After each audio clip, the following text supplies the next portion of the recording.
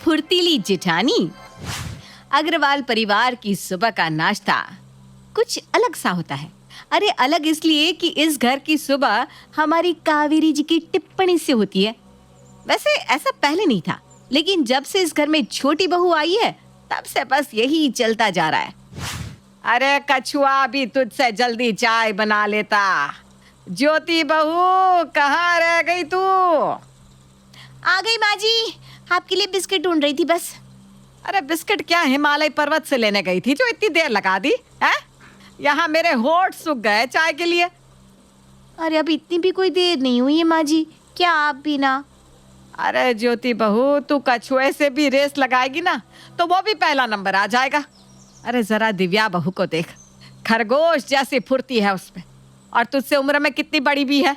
15 साल का बेटा भी है उसका, फिर भी मजाल है जो काम में इतनी सी भी लापरवाही हो उससे। अरे माँ जी, मैं भी तो अच्छे से ही काम करती हूँ, पता नहीं आपको ऐसा क्यों लगता है कि मैं ढीली हूँ। अरे ना ना, ढीली नहीं है तू तो, घड़ी की वो सुई है जो सबसे धीरे धीरे चलती है। अरे माँ जी, क्यों सुबह सुबह ज्योति को सुनाने लगी? ये चाय मेरे लिए आधे घंटे बाद लाई है और अब देखो चाय भी ठंडी हो गई है। कोई बात नहीं माँ जी, मैं आपके लिए दूसरी चाय बना देती हूँ। देखा कितनी फुर्तीली है तेरी जेठानी, जवाब देने में भी वक्त जाया नहीं करती। जा जा दिव्या बहू, तू ही बना ला चाय, इससे कहूंगी तो दूसरा जमाना आ जाएगा तब तक। माँ जी मैं ही बना लाती हूँ। तो देखा आपने कैसी होती है अग्रवाल परिवार की सुबह। कावेरी की सुबह ज्योति को कछुआ बुलाने से शुरू होती है और फिर दिन होते होते वो सुस्त बिल्ली तक पहुंच जाती है। हाय राम, मेरी तो भूखी मर गई है। अरे ज्योति बहू, रोटी आज ही मिलेगी या उसके लिए दूसरा जन्म लेना होगा मुझे? लो बोलो, इससे तो जवाब देने में भी आधा घंटा लग जाता है। अरे रोटी ही बना रही है बहू या कोई यूरोपियन रेसिपी खोजने में लगी हुई है? बस 2 मिनट माँ जी, अभी आई। अरे क्या हुआ माँ, इतना चिल्ला क्यों रही हो? गला बैठ जाएगा तुम्हारा। अरे गला तो मेरा बाद में बैठेगा, पहले तो मैं रोटी के लिए बैठ बैठ के ही सूख गई हूँ। अरे ला तो रही है माँ रोटी, तुम्हें तो पता है उसे थोड़ा वक्त लगता है, और तुम्हें कौन सा अभी अमेरिका जाना है? अरे अमेरिका छोड़ो, इसके काम करने की रफ्तार को देखकर तो लगता है कि यमराज भी जब मुझे लेने आएंगे ना तो कहेगी 2 घंटे तो दीजिए माँ जी को, मैं उन्हें गुड बाय कह दूं। क्या माँ तुम भी, अरे छोटी बहू है अभी, वो सीखने में वक्त लगता है काम को। हाँ इसे तो वक्त लगेगा ही। हाँ हाँ बहू ले ले वक्त, हाँ अगले जन्म तक तो सीख ही जाएगी काम इस घर का। ये लीजिए माँ जी रोटी। हाँ जब तक मैं ये रोटी खाऊं तब तक तो दूसरी रोटी तवे पर डाल दे, तब तक तो पकी जाएगी। क्या माँ जी, आप भी जब देखो मुझे ताने मारती रहती हैं।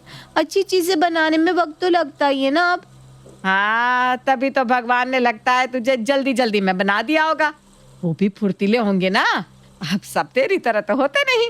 देविया बहू को देख, अभी घर का सारा काम किया, फिर अपने बेटे को ट्यूशन छोड़ने भी गई है, फिर आकर शाम का नाश्ता भी बनाएगी, तब तक तो तुझसे बस रसोई ही साफ होगी। माँ जी अब ये सब मैं जानबूझकर तो नहीं करती, मैं भी अच्छे से ही काम करती हूँ। अरे माँ क्यों उसके पीछे पड़ी हो, वो कर तो रही है ना काम। जाओ ज्योति तुम अपना काम करो। काम तो वो अपना पूरा भी कर ले, यही बड़ी बात है। सुस्त बिल्ली जैसी हो जाती है वो उसके बाद। ज्योति की सुबह और शाम तानों से भरी पड़ी रहती थी, क्योंकि कावेरी की नज़र में दिव्या की उम्र ज़्यादा होने के बावजूद भी उसका काम हमेशा ही फुर्तीला रहता था, जबकि ज्योति बहुत ही काम में ढीली सी पड़ जाती थी, इसलिए वो हमेशा ही कावेरी के तानों का शिकार बनी रहती थी। हाँ भैया बस चलते हैं, ज्योति आ जाए, वो तैयार होने गई है ना। हाँ हाँ भैया आराम से बैठ जाओ सब, अभी 1-2 घंटे तो लग ही जाएंगे ज्योति को तैयार होने में। चलिए मैं तैयार हूँ।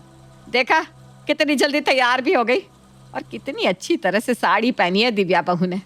लगता ही नहीं कि उसकी उम्र 37 साल की है, अभी भी 27 की लगती है। और एक हमारी छोटी बहू रानी, अभी से 60 की उम्र की ऊर्जा रहती है उसमें, चलती ऐसे है कि जैसे अभी गिर जाएगी चक्कर खाकर। और अब तो उसका वजन भी बढ़ने लगा है। ऐसा कुछ भी नहीं है माँ जी, हमारी ज्योति भी बहुत अच्छी दिखती है, तैयार होने के बाद तो और भी खूबसूरत दिखती है। अब तैयार होने में जन्म भी तो एक लगा देती है ना। धीरे धीरे से साड़ी के पल्लू बांध रही होगी, फिर मेकअप करेगी, फिर आएगी। अरे ज्योति बहू, हम सब कुल देवी के मंदिर जा रहे हैं, स्विट्जरलैंड नहीं। अब आप ही जाओ नीचे। अरे माँ, हमें कौन सी देर हो रही है, आराम से उसे तैयार होने दो ना, वरना फिर वो कंफ्यूज हो जाती है। मुझे तो लगता है कि वो पैदा ही कंफ्यूज हुई है सच में। चलिए मैं आ गई। चलो चलो, अब पहले ही देर हो गई है। दिव्या बहू, कुल देवी की पूजा तू ही करना। पता चला कि ज्योति बहू आधे घंटे तक तो सिर्फ दीपक ही जलाती रह जाएगी। क्या माँ जी, पता नहीं आपको मुझसे क्या दिक्कत है। अभी ना वक्त नहीं है मेरे पास, अभी कुल देवी के मंदिर चलना है, बहुत बड़ी लिस्ट है, बाद में बताऊंगी। कावेरी की नज़र में दिव्या ज्योति से हर काम में आगे थी, जबकि उसकी उम्र ज्योति से बहुत कम थी। लेकिन अब रोज रोज के ताने तो ज्योति से भी सहन नहीं हो रहे थे। अरे अभी तक पुलाव नहीं बना क्या ज्योति बहू? आज ही मिलेगा कि कल सुबह? हैं?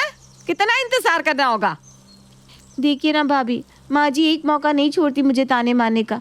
जब देखो मुझे कभी कछुआ तो कभी सुस्त बिल्ली कहती रहती हैं। मैं हमेशा कोशिश करती हूँ कि अच्छा काम करूँ, फिर भी उनका मुझे ताने मारना बंद ही नहीं होता।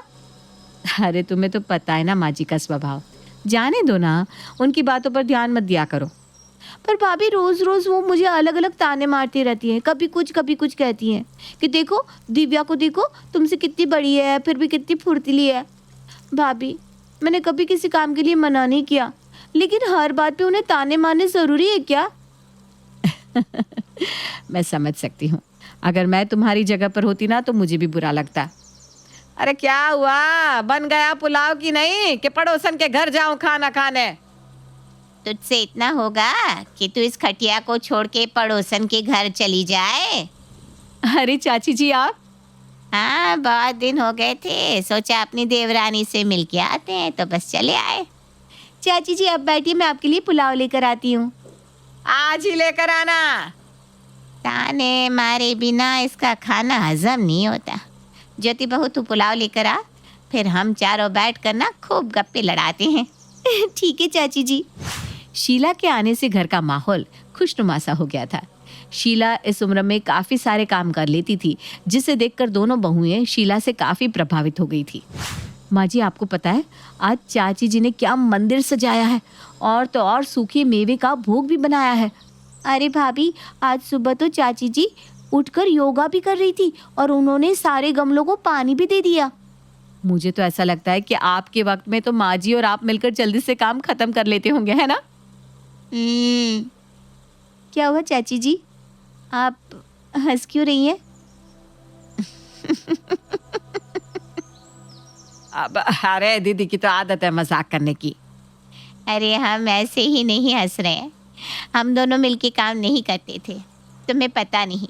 तुम्हारी सास तो इतनी कामचोर थी कि कोई काम ही नहीं करती थी, हमेशा ही बिस्तर तोड़ती रहती थी और सासू माँ की डांट फटकार सुनती रहती थी। अब जी चुप भी करो ना। अरे क्यों, अब शर्म आ रही है क्या? उस वक्त तो इससे कोई काम नहीं होता था, कभी यहाँ दर्द कभी वहाँ दर्द। लेकिन एक बात कहनी पड़ेगी कावेरी, तुझे ना दोनों बहुएं बहुत अच्छी मिली है। पर क्या है ना, कुछ लोगों को अपना अतीत याद नहीं रहता, इसलिए दूसरों को ताने मारते रहते हैं। क्यों कावेरी, सच कह रहे हैं ना हम? अब हाँ वो बस हम। अब क्यों जवाब देने में इतना समय लगा रही है? कहीं तू भी कछुआ तो नहीं बन गई? अरे वो तो हम धीरे धीरे काम करते थे ना जी, इसलिए बस हमारी सासू माँ हमें सुनाती और फटकारती रहती थी बस। तो हम भी तो वही कह रहे हैं कि सबके काम करने का तरीका अलग होता है। तेरी बहुएं हीरा है हीरा, इनकी कदर कर लिया कर, समझी हमारी कछुआ देवरानी जी। अब अरे ज्योति बहू जा, सबके लिए चाय बना ला, और सुन कोई हड़बड़ी मत करना, आराम से बना लाना, हम सब यहीं हैं। हाँ ज्योति बहू, रेस चाहे कोई भी हो, जीत तो कछुए की ही होती है आखिर में। थैंक यू चाची जी यहाँ आने के लिए। अरे मुझे भी तो मौका मिल गया अपनी देवरानी को सुनाने का। विवेक पारुल को सब कुछ मानता। उसे तो ऐसा लगता था कि पारुल जैसी लड़की ने उससे शादी करके उस पर इतना बड़ा एहसान कर दिया है कि पूछो नहीं। वहीं पारुल भी विवेक की इस बात को समझ जाती है और विवेक पर अपना हुक्म चलाना शुरू कर देती है। क्यों गए थे तुम उस पड़ोसी को अपनी कार में बिठाकर उसके बच्चे के स्कूल में? हाँ बोलो। अरे पड़ोसी नहीं, वो यार है मेरा बचपन का। अरे अब तो हम दोनों की शादी हो गई, वरना मोहल्ले वाले तो कहते थे कि ये दोनों दोस्त ऐसे हैं कि साथ ही ना रह जाएं ये दोनों बिना शादी के। अच्छा, मतलब वो इतना प्यारा था कि मुझसे शादी ही नहीं करते तुम, क्यों? अरे कैसी बात कर रही हो, तुमसे शादी करके तो लगता है कि मेरा जीवन सफल हो गया। भगवान ने मुझे मेरी औकात से ज्यादा ही दे दिया। पता है, किसी की बीवी इतनी प्यारी, सुंदर, पढ़ी लिखी और टैलेंटेड नहीं है जितनी कि तुम हो। हाँ ठीक है, लेकिन तुम ज्यादा भी गुस्सा मत करो अपनी दोस्त की लाइफ में। अब देखो मुझे अच्छा नहीं लगता, तो हो सकता है कि उसकी बीवी को भी अच्छा ना लगता हो। और देखो तो कितना पेट्रोल फूंक दिया तुमने फालतू में उसके बच्चे के स्कूल जाने में। हाँ? विवेक कुछ नहीं बोलता, लेकिन उन बातों को याद करता है जब उसके बचपन का दोस्त बबलू बात बात पर उस पर अपनी पॉकेट मनी लुटाता था। कैसे उसने उसे बैट खरीद कर दी थी। कॉलेज की फीस जब विवेक ने खो दी थी तब बबलू ही तो था जिसने अपने गले की चेन बेचकर उसकी फीस भर दी थी, और आज वो 50 रुपए के पेट्रोल के लिए सोच रहा है। अरे किस ख्याल में खो गया है? हाँ बोलो। अरे कुछ नहीं, बस ऐसे ही। तुम बताओ, शाम को चलते हैं कहीं घूम कर आते हैं। अरे वो ना, तेरी बुआ बुला रही है बेटा, तो शाम को और कहीं नहीं तो अपनी बुआ के घर ही हो आओ। सास ये कहकर चली जाती है। कौन सी? वो चौक वाली तुम्हारी बुआ?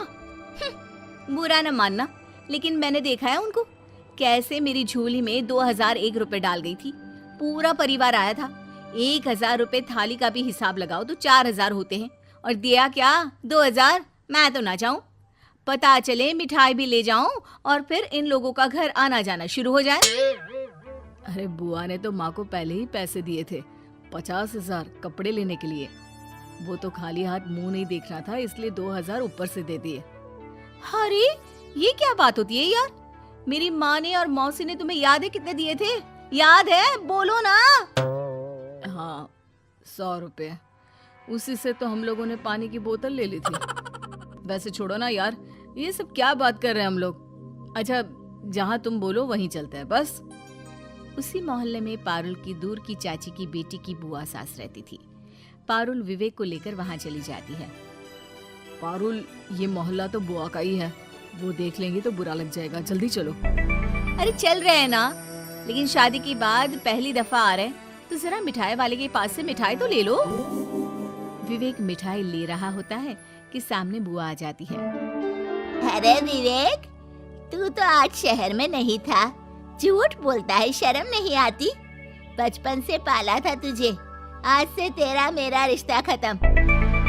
विवेक को बहुत बुरा लगता है, वो रोने लगता है, लेकिन बुआ वहाँ से चली जाती है। अरे कहाँ रह गए थे? चलो ना जल्दी। और हाँ, महंगी वाली मिठाई ली है ना? अरे क्या हो गया? मुंह ऐसे लटका हुआ क्यों है? सब ठीक तो है ना? मिठाई की दुकान में बुआ मिल गई थी, पता नहीं क्या सोच रही होंगी। अरे छोड़ो ना, सोचने दो, क्या करना है, चलो जल्दी। अगले दिन मोहल्ले में बबलू विवेक से मिलता है। अरे विवेक, सुनना, चल कहीं घूम कर आते यार, बहुत बोर सा फील हो रहा है। हाँ यार, मेरा भी मन कर रहा है, बस हाथ में अच्छी सी कोल्ड ड्रिंक की बोतल हो और सिर्फ मैं और तू पुराने दिन को याद करते हैं। अच्छा चल, फिर मैं चेंज करके आता हूँ, तू भी आ जा जल्दी से, ठीक है? विवेक कमरे में आता है, लेकिन उसे डर लगता है कि कहीं पारुल उसे मना ना कर दे। पहले तो वो सोचता है कि वो पारुल को बिना बताए ही निकल जाएगा, लेकिन फिर पारुल, मैं बबलू के साथ जरा काम से जा रहा हूँ, शाम तक आ जाऊंगा। नहीं नहीं, बिल्कुल नहीं, कहीं नहीं जा रहे हो तुम। जाओ, जाकर बोल दो तुम्हारी कार खराब है, फिर देखना सारा प्लान कैसे कैंसिल होता है। अरे कैसी बात कर रही हो पारुल, वो मेरा दोस्त है, दिल का रिश्ता है मेरा और उसका, मैं क्यों ये काम करूं? ठीक है, मत करो, लेकिन याद रखना, जब तक तुम वापस आओगे मैं यहाँ नहीं रहूंगी, मैं मायके चली जाऊंगी। विवेक परेशान हो जाता है और बबलू को जाने से मना कर देता है। ऐसे ही कई दफा हो जाता है, और जब विवेक पारुल के कहने पर बबलू से बहाने करता है, लेकिन एक दिन। अरे क्यों विवेक, तू तो बोल रहा था कि तू घर पर नहीं है, लेकिन तू तो 2 दिन से कहीं गया ही नहीं है। अरे अच्छा नहीं लगता मेरे साथ रहना तो बता देना दोस्त। वो तो कभी कभी घर के अलावा दोस्तों से दिल की बात करने का मन करता है, तो इसलिए बचपन से मिलना है ना अपना। पर चल कोई ना, आज के बाद तू अपने रास्ते, मैं अपने रास्ते। यही सिलसिला लगभग पारुल हर किसी के साथ करवाती है। खुद तो दूर दूर के रिश्तेदारों से भी रिश्ता निभाती, लेकिन विवेक के सगे संबंधी से लेकर सगे भाई बहन और माँ के सामने भी विवेक को बुरा बना दिया। सब बेकार है तुम्हारी फैमिली में, कोई एक तो बता दो जिसे तुमसे प्यार हो, लगाव हो। कोई नहीं मानता तुमको। जब तक तुम इन लोगों को पैसा दे रहे हो ना सही है, बाकी तो समझ रहे हो ना तुम। कहते हैं ना कि एक बात को दिन में 10 बार बोला जाए तो चाहे वो झूठ भी हो, सच्ची लगने लगती है। कुछ ऐसा ही विवेक के साथ भी होता है। उसे खुद का परिवार अच्छा नहीं लगता, उसके करीबी भी उससे दूर हो जाते हैं। फिर एक दिन, पारुल आज तबीयत ठीक नहीं लग रही है। अरे रहने दो, सब ठीक है, ज्यादा नाटक मत किया करो विवेक। आज जल्दी आ जाना, ऑफिस से शाम को घूमने चलेंगे। विवेक शाम को घर आने के लिए निकलता है, लेकिन रास्ते में ही चक्कर खाकर गिर जाता है। उसे अस्पताल में भर्ती किया जाता है, जहां डॉक्टर उसे 10 दिन के लिए रहने को कहते हैं। देखो, यहाँ खाने पीने का सारा इंतजाम है, टीवी भी लगी है, मैं रोज रोज नहीं आ पाऊंगी। पारुल के जाने के बाद विवेक के पास उसकी माँ और बुआ आते हैं। उन लोगों से पुरानी बात करके विवेक को बहुत अच्छा लगता है। तेरी खबर सुनी तो रुका नहीं गया यार, वैसे मन तो नहीं था तेरे पास आने के लिए। बबलू से भी विवेक लंबी बात करता है। वो 10 दिन अस्पताल में रहता है, जहां उससे मिलने सब आते हैं सिवाय पारुल के। लेकिन जब विवेक घर आता है, तुम 10 दिन में एक बार भी नहीं आई, क्यों? अरे यार, घर का सारा काम, बच्चे, फिर धूप देखते हो ना कितनी होती है। वो तो भला हो मेरे अपनों का, जो मुझे अस्पताल में एक पल भी अकेला नहीं रहने देते थे। मैंने कितना ही बुरा क्यों ना किया हो उन लोगों के साथ, लेकिन वो मेरे लिए खड़े रहे। जिन लोगों के लिए मैंने उन लोगों को छोड़ा, उसमें से कोई भी मुझे झांकने तक नहीं आया कि मैं कैसा हूं। मैंने फैसला कर लिया है पारुल, अगर तुम्हें मेरे साथ रहना है तो उन रिश्तों की कदर करनी होगी जो मुझसे जुड़े हैं, वैसे ही जैसे मैं तुम्हारे रिश्तों की कदर करता हूं। वरना मायके कब जाना है बता देना।